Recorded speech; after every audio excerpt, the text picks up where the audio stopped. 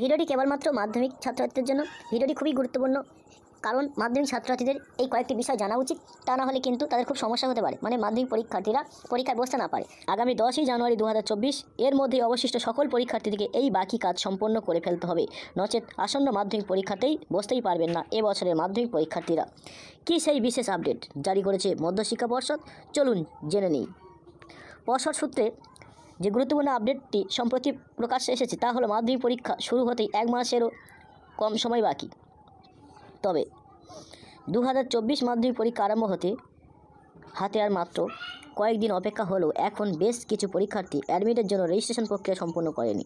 আগে হ্যাঁ, ঠিক শুনেছেন, মাধ্যমিক পরীক্ষা দিতে চলা এখনও রাজ্যের অনেক সংখ্যক মাধ্যমিক পরীক্ষার্থীদের পরীক্ষার জন্য নথিভুক্তকরণ করেননি।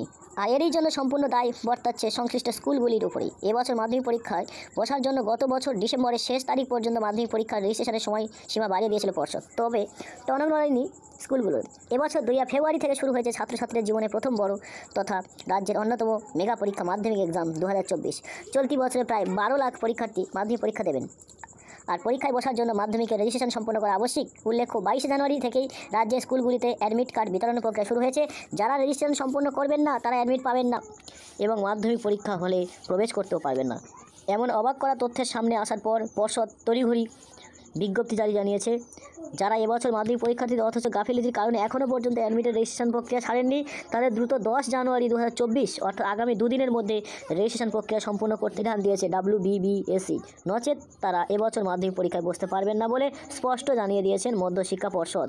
মাধ্যমিক পরীক্ষা 2024 সংক্রান্ত সমস্ত রকম বিস্তারিত আপডেট পেতে চাইলে আমাদের চ্যানেলটি অবশ্যই সাবস্ক্রাইব করে রাখবেন।